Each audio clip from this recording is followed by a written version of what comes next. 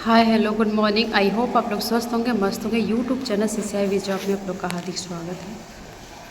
चलते हैं, टॉपिक देख लेते हैं। ये होम साइंस से रिलेटेड सब टॉपिक है, क्वेश्चन है, आप लोग जरूर से देखिएगा। वीडियो में शुरू से तक जरूर बने रहिएगा। पोषण एवं संतुलित आहार से ये टॉपिक है, इसके बहुविकल्पी क्वेश्चन लिया गया है।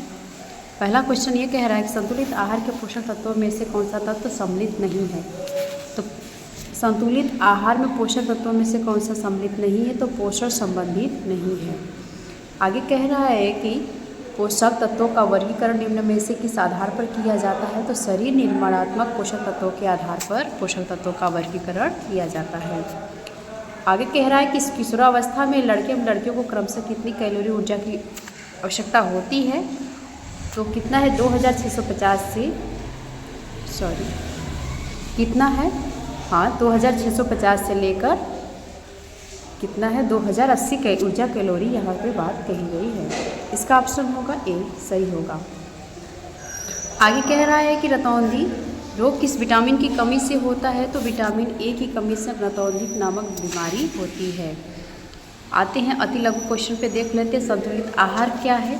वह आहार जो मनुष्य के पोषण संबंधी आवश्यकताओं की पूर्ति करता है, संतुलित आहार कहलाता है।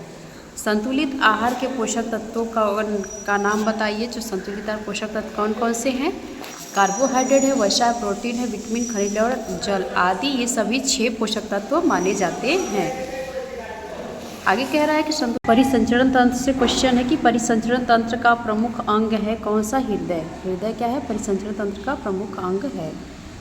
आगे क्वेश्चन है कि रुधिर कोशिकाओं में उपस्थित लाल रंग का वर्णक क्या है? हीमोग्लोबिन है, लाल रंग का वर्णक है। इसी के कारण क्या होता है, जो ब्लड होता है उसका रंग लाल होता है। आगे है कि रुधिर का कौन सा भाग ऑक्सीजन को फेफड़ों से लेकर कोशिकाओं तक पहुंचाने का काम करता है, तो हीमोग्लोबिन के ही माध्यम से ऑक्सीजन को फेफड़ों तक पहुंचाने का काम किया जाता है, फेफड़ों से कोशिकाओं तक। आगे क्वेश्चन, हानिकारक वर्णों को नष्ट करने व रोगों को रक्षा प्रदान करने के लिए श्वेत रक्त कणिकाएँ काम में आते हैं, जिसे WBC कहा जाता है, रेड ब्लड सेल्स। आगे कह रहा है कि श्वेत रुधिर कणिकाओं का कार्य क्या है? हानिकारक जीवाणुओं को नष्ट करने का कार्य WBC करता है। आगे है कि रुधिर का कौन सा कण जो रुधिर जमने में सहायक होता है, तो प्लेटलेट्स होता है, ये सहायक होता है। ये क्या करता है, जालीनुमा एक संरचना बना लेता है, जो कि कट जाने पर, हमारे शरीर के कोई भी अंग कट जाने पर क्या करता है, वो जालीनुमा एक संरचना बना लेता है, और जितने प्रोटीन होते हैं ब्लड के, वो सभी इकट्ठा होकर ब्लड का क्लाटिंग करते हैं, अब ब्लड का वहाँ पे रक्त का थक्का जमाने का काम करते हैं। फिर कह रहा है कि रुधिर वर्गों की खोज किसने की थी, तो कार्ल लैंड स्टीनर ने की थी। कौन? कार्ल लैंड स्टीनर ने की थी। आगे है कि रुधिर संरचना में कौन सी रुधिर वर्ग सर्वग्राही है? ए बी सर्वग्राही है, ओ सर्वदाता है। ब्लड ग्रुप 4 होते हैं, ए बी और ओ। तो ओ जो होता है सर्वदाता होता है, ए बी क्या होते हैं, सर्वग्राही होते हैं। आगे कह रहा है कि हृदय किस प्रकार की मांसपेशी से निर्मित है, तो ये हृदय पेशी से निर्मित है। आगे है कि रुधिर की शुद्धि किस अंग में होती है, तो फेफड़े में रुधिर की शुद्धि होती, ब्लड की शुद्धि होती है। आगे है कि एक सामान्य व्यक्ति का रुधिर दाब कितना होता है, तो 120 से 80 डायस्टोल सिस्टोल। आगे कह रहा है कि फुफ्फुसी शिरा में बहने वाले रुधिर होता है, तो शुद्ध फुफ्फुसी शिरा में शुद्ध रक्त बहता है।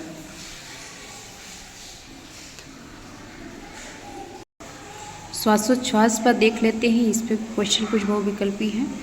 पहला क्वेश्चन है कि श्वसन क्रिया पूर्ण होती है, तो 2 चरणों में इनकी श्वसन क्रियाएं पूर्ण होती हैं। मानव शरीर में श्वसन का अंग नहीं है, तो पटेला ये क्या है, पैर की हड्डी है। टिबिया और पटेला ये पैर की हड्डी है, जो कि मानव शरीर के श्वसन अंग का भाग नहीं है। फिर कह रहा है कि नाक के छिद्र को क्या कहा जाता है, नथुने कहा जाता है। आगे है कि ग्रसनी में भोजन निगलने वाले द्वार को कंठ द्वार कहा जाता है। श्वसन तंत्र का सबसे महत्वपूर्ण अंग क्या है, तो फेफड़ा श्वसन तंत्र का प्रमुख अंग है। आगे कह रहा है व्यायाम से श्वसन क्रिया होती है, तो गहरी श्वसन क्रिया होती है। कैसी क्रियाएं होती हैं, गहरी। आगे का जो टॉपिक है तंत्रिका तंत्र एवं ज्ञानेंद्रियों से है। पहला क्वेश्चन, न्यूरॉन किस तंत्र की कोशिका है, तो तंत्रिका तंत्र नर्वस सिस्टम की कोशिका है। आगे कह रहा है कि न्यूरॉन किसे कहते हैं, तो तंत्रिका कोशिका को न्यूरॉन कहते हैं। मस्तिष्क का कार्य क्या है? शरीर के संतुलन को बनाए रखना, बैलेंस को बनाए रखना। प्रतिवर्ती क्रिया का उदाहरण है तो तीव्र प्रकाश में पुतली का सिकुड़ना प्रतिवर्ती क्रिया का उदाहरण है। आगे कह रहा है कि निम्नलिखित में से कौन परिधि तंत्रिका तंत्र की कोशिका तंत्रिकाएं हैं? तो ए बी दोनों को कपाली है और रीढ़ की तंत्रिकाएं दोनों हैं। आगे कह रहा है नलिका विहीन तंत्रिका ग्रंथि कौन सी है? तो पीयूष ग्रंथि है, जिसमें इसमें कोई नलिकाएं नहीं होती, नलिका विहीन होती हैं, जो हमारे मस्तिष्क में पीयूष ग्रंथि को पाई जाती है। पीयूष ग्रंथि को मास्टर ग्रंथि के नाम से जाना जाता है। आगे कह रहा है कि डायबिटीज़ किसकी कमी के कारण होता है? तो इंसुलिन की कमी के कारण होता है। निम्नलिखित में से कौन किसका संबंध इंसुलिन के निर्माण से है? तो अग्नाशय का। पैंक्रियाज जो है इंसुलिन के निर्माण से, इंसुलिन से रिलेटेड है। इंसुलिन का निर्माण अग्नाशय पैंक्रियाज में होता है। आँख के किस भाग पर वस्तु का स्पष्ट प्रतिबिंब बनता है? तो ये पीत बिंदु पर बनता है। जो पीत बिंदु होता है उस पर स्पष्ट बिंदु बनता है। आगे कह रहा है कि दूर की वस्तु को न देख पाना रोग है, तो कौन सा? निकट दृष्टि दोष।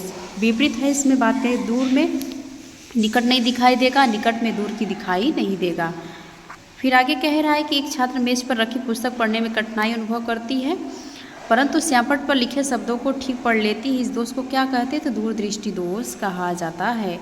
कान के अंदर अस्थि होती है, तो कान के अंदर कौन सी अस्थि होती है? तो मुग्धर अस्थि होती है। किस लेंस को दूरदृष्टि दोष के प्रयोग में करते हैं? तो उत्तर लेंस को दूरदृष्टि दोष में प्रयोग किया जाता है। आगे कह रहा है कि कान की अर्धचंद्राकार नलिकाओं का क्या कार्य है? तो शरीर के संतुलन को बनाए रखने का कार्य करता है। विभिन्न जीवा स्वाद ग्रहण करती है, तो जीवा के भिन्न भिन्न भागों से वो ग्रहण किया जाता है।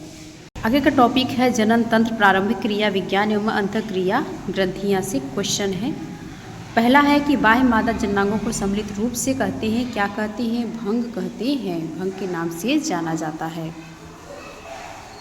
आगे है कि नर जनन अंगों से संबंधित ग्रंथि है, तो जो प्रोस्टेट ग्रंथि है ये नर, ये पुरुषों में पाई जाने वाली ग्रंथि है। आगे कह रहा है कि नर में शुक्राणु जनन किस नलिकाओं में होती है? शुक्राणु जनन की नलिकाओं में होती है, तो शुक्र नलिका में होती है।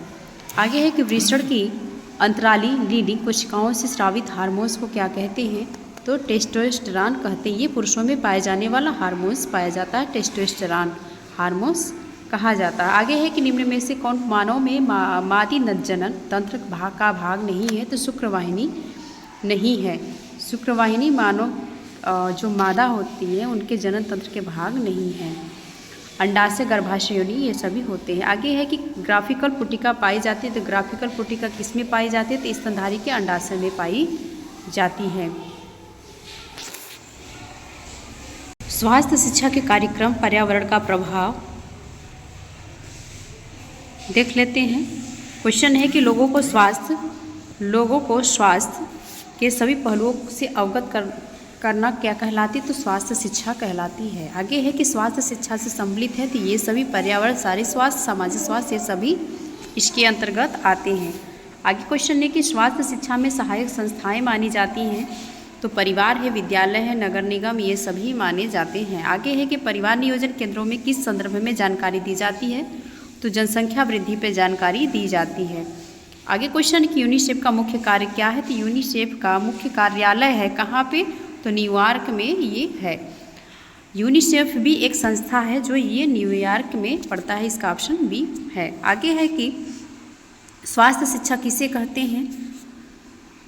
जन सामान्य को स्वास्थ्य के सभी पहलुओं को अवगत कराना ही स्वास्थ्य शिक्षा कहलाता है। यह एक ऐसा साधन है जिससे कुछ विशेष शिक्षा प्राप्त व्यक्तियों की सहायता से लोगों को स्वास्थ्य संबंधी ज्ञान तथा व्याधियों से बचने के उपायों का प्रसार किया जाता है।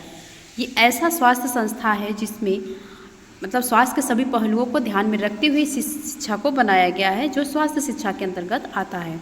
ये कह रहा है कि विशेष व्यक्तियों की सहायता लोगों संबंधी जो जिनकी समस्याएं होती हैं, रोग होती हैं, व्याधियाँ होती हैं, उनका हम उपाय करते हैं और उन उपायों का प्रचार प्रसार करते हैं कि ऐसे बीमारी से कैसे बचा जा सकता है।